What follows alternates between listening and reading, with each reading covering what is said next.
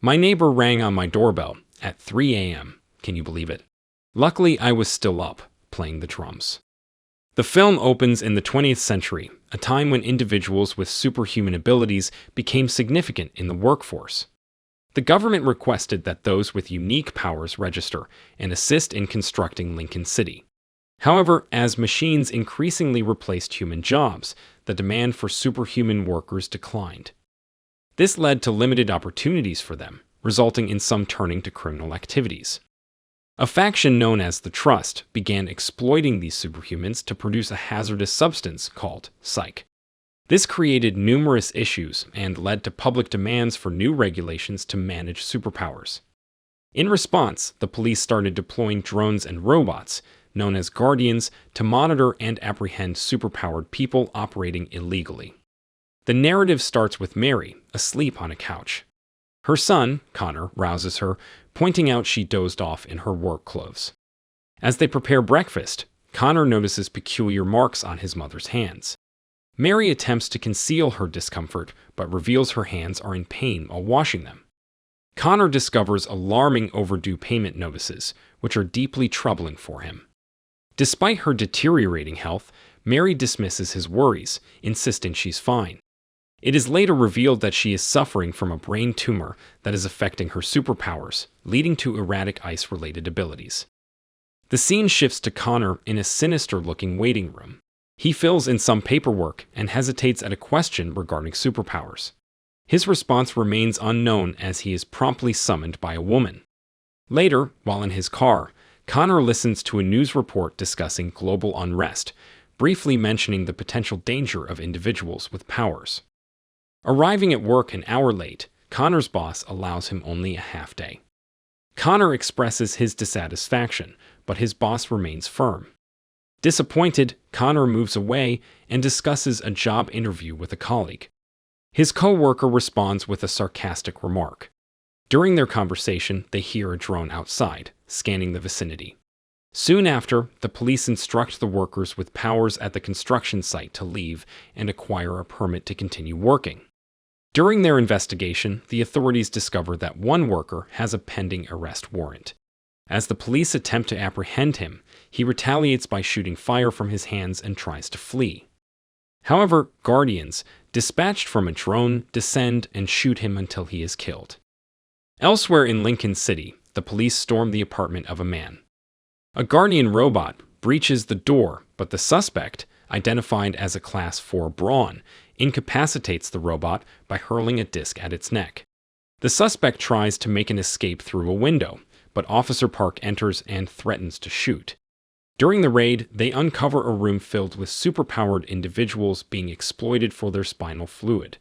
They also find bags of psych, connecting the scene to a criminal kingpin known as Marcus Sutcliffe. In the meantime, Connor visits his mother at the grocery store. There, her boss reprimands her for inadvertently freezing a sauce and dropping it. Mary Reed, capable of controlling ice, is having difficulty with her powers due to a brain tumor.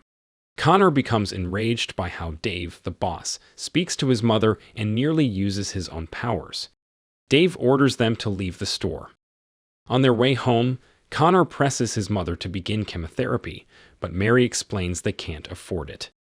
The following day, while Connor waits for a job on a street corner, he notices a truck from Lincoln Power.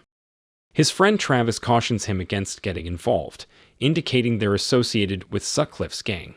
The truck approaches, and the driver requests someone with electrical powers, Class 2 or higher. Connor hesitates, but eventually agrees for $200 upfront. Inside the truck, a silent man named Freddie, a brawn, indicates Connor should put on a safety vest.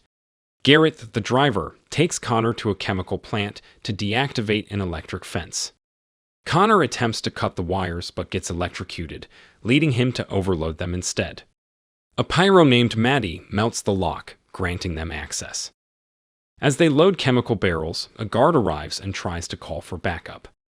Garret, possessing telekinetic abilities, confiscates the guard's radio, and the guard surrenders, claiming he saw nothing. When they leave, the police receive a notification about a break-in at Jones Chemical, with a lookout for a red cargo van. Connor requests payment and release from Garret, but Garret insists the task isn't finished yet. Under a bridge, Garret instructs his team to strip off the van's logo and red cover. A drone spots them, but the police, noticing the color mismatch, continue their search elsewhere. Garret then drives the van to a garage and asks Rhino to navigate them to Sutcliffe, a mind reader. Rhino leads them through a hidden entry to Sutcliffe's nightclub. Inside, Wesley Cumbo, a representative of the trust, confronts Sutcliffe about his failure to fulfill financial commitments.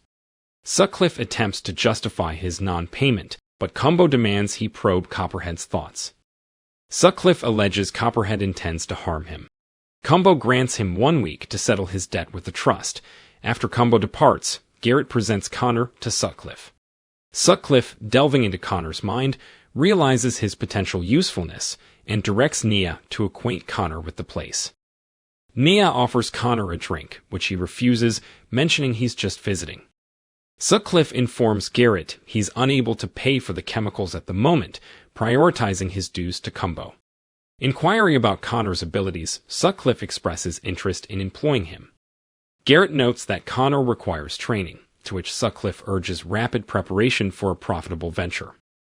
Later, Garret drops Connor off, handing him an additional $300 as a bonus and advises him not to squander his abilities.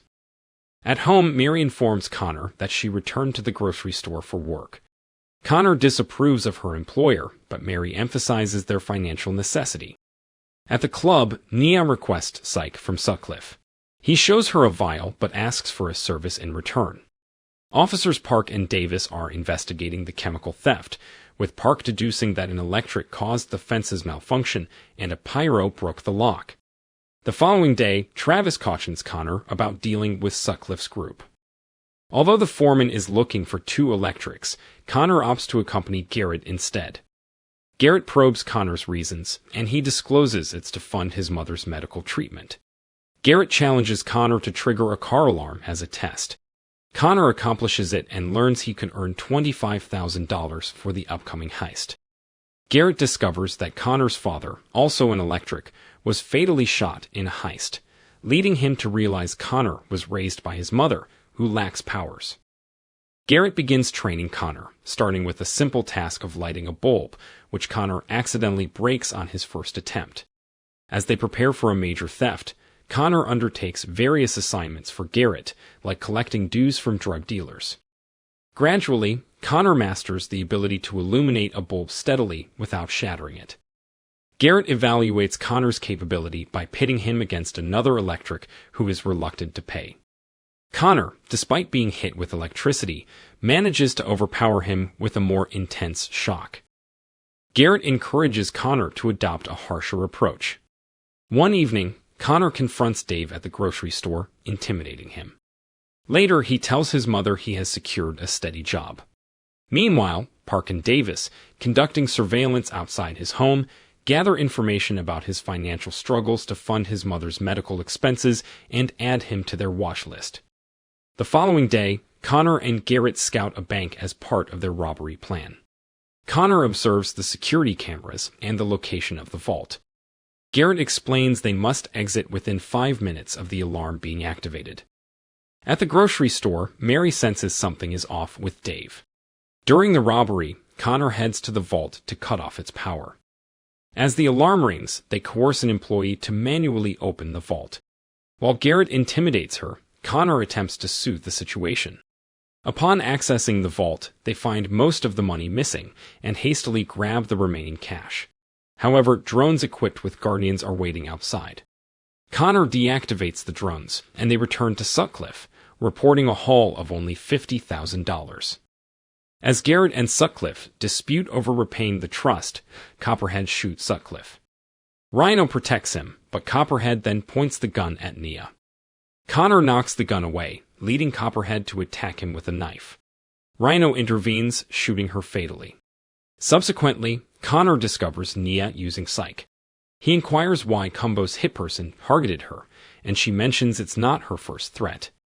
Nia notices Connor's arm injury and heals it, explaining the attack was due to her abilities and her debt to Sutcliffe. Back home, Mary confronts Connor about the cash in his drawer. He initially claims it's from working overtime, but Mary's call to his alleged workplace reveals they have no record of him. Connor confesses his turn to criminal activities for money. Suddenly, Mary loses control of her powers and collapses. At the hospital, the doctor informs them that her tumor requires immediate surgery, a cost Connor is unable to meet. Outside the hospital, Park and Davis are waiting for Connor. They invite him to the police station for questioning about the chemical plant and bank heists, and they caution him about working for Sutcliffe. Park offers assistance in exchange for information, while Davis provokes Connor by insulting his father, which angers him. Connor denies any involvement in the crimes, and Park, though doubtful, releases him. Connor is picked up by Garret and assures him he didn't speak to the police. Connor proposes a new plan for Sutcliffe. At their hideout, Sutcliffe probes Connor's thoughts, confirming his silence. Hearing Connor's proposal, Garret recommends hijacking a police convoy transporting $10 million in psych to a destruction facility. Connor negotiates with Sutcliffe to trade Nia for the psych, aiming to use her healing ability on his mother. Nia, upset by the arrangement, storms off. Meanwhile, Garret negotiates his own terms, seeking partnership status with Sutcliffe. While planning the operation, Connor insists on not harming any police officers. He promises Nia her freedom after she cures his mother, but Nia accuses him of valuing her only for her healing powers. On the day of the heist, they set up roadblocks and wait for the armored van. Drones monitor the situation but have to withdraw when entering a no-fly zone. The van changes its route, but Garret blocks it with a trash truck. Connor attacks the van, incapacitating the Guardians inside. Garret uses telekinesis to subdue them further, while the crew neutralizes the remaining robots. Maddy creates an opening for Freddie to release tear gas. The police emerge, but a drone enters the restricted airspace. Maddy hands the psych to Rhino, who then shoots her and flees. Garret, Freddie, and Connor escape amid chaos, but Freddie is wounded. Rhino delivers the psych to Sutcliffe, who ignores Nia's inquiries and suggests he won't release her due to her father's debts. Connor, learning of Freddie's demise, accuses Garret of Sutcliffe's treachery. Back at the police station, Davis asserts Connor's involvement in the theft, but Park views him as merely a tool in a larger scheme. Connor visits his mother in the hospital, pledging to get her treatment. However, Mary asks him to stop his criminal activities and accept her fate. Meanwhile, Park spends time with his daughter, Lena, who is troubled because other children fear her powers. During their walk, Lena expresses her anxiety about being abandoned by her parents because of her abilities. Travis conveys a message from Connor to Park, leading to a meeting between them at a diner. Connor expresses his willingness to assist in apprehending Sutcliffe before he surrenders himself to the authorities. At the police station, officers gear up for an operation to capture Sutcliffe. Meanwhile, at a bar, a violent confrontation ensues, during which Sutcliffe manages to flee with Nia and Rhino. In the midst of the chaos, Garret shoots Sutcliffe, and Rhino aggressively confronts him. Garret employs telekinesis to slow Rhino down, and Connor joins in, using his electrical powers. As Rhino seizes Connor, Garret intervenes, stabbing and electrocuting Rhino, resulting in his death. Nia seizes Sutcliffe's firearm, and Garret forces Sutcliffe to submit. Connor arrives and promises Nia her freedom following her assistance in healing his mother. Garret hands Connor Sutcliffe's gun. Nia, displaying a wound on her arm from previously healing Connor, warns that healing his mother could be fatal for her. Despite Nia's protests, Connor, at gunpoint, insists she accompany him to the hospital. However, he reconsiders his decision, reflecting on his mother's situation. In an emotional moment, Connor bids farewell to Mary as she passes away. Connor gives Nia his truck, allowing her to leave the city. Meanwhile, Garret presents psych to Wesley and assumes control of the drug operations. Connor visits his mother's gravesite before fleeing. Nia shares a tearful moment with her father. In the backdrop of these events, the vote on the Powers ban is underway, and Park, with mixed feelings, accepts an award for the successful raid against Marcus. If you enjoyed this video, don't be shy to hit the like button, and if you disliked it, hit the dislike button twice, just to be sure. It would be best if you watched the whole movie. Thank you very much for watching. Please subscribe for more videos like this.